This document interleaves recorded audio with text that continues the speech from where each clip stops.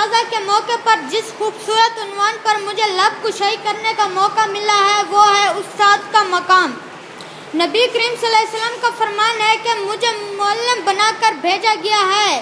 استاد کی عظمت نہ صرف ایک مستقل قدر ہے بلکہ کوئی بھی معاشرہ اسے تسلیم کیے بغیر علم و ترقی کا ایک قدم بھی طے نہیں کر سکتا۔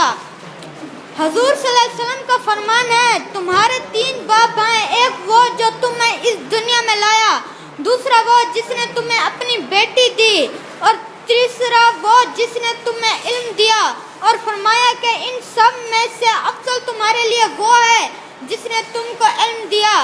میرے خیال میں استاد کا مقام و مرتبہ اور عظمت اس سے زیادہ کوئی بیان نہیں کر سکتا۔ جناب صدر کہتے ہیں باادب بانصیب بے ادب بے نصیب، اس لیے ہمیں چاہیے کہ اپنے اساتذہ کا ادب و احترام کرے اور ان کی خدمت کر کے خوشی محسوس کرے۔ حضرت علی رضی اللہ عنہ کا فرمان ہے جس نے مجھے ایک لفظ لکھا یا وہ میرا استاد ہے۔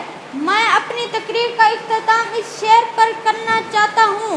کتنی محنت سے پڑھاتے ہیں ہمارے استاد، ہم کو ہر علم سکھاتے ہیں ہمارے استاد، توڑ دیتے ہیں جہالت کے اندھیروں کا ظلم، علم کی شمع جلائے ہیں ہمارے استاد۔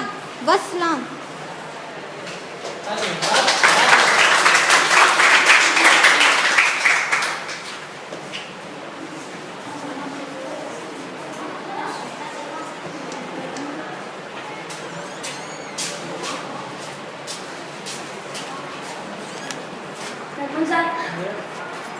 جی تو اب میں دعوت دوں گا ایک ڈرامے کے لیے عامر اور مدثر اقبال کو کہ وہ آئیں اور ڈرامہ پیش کریں۔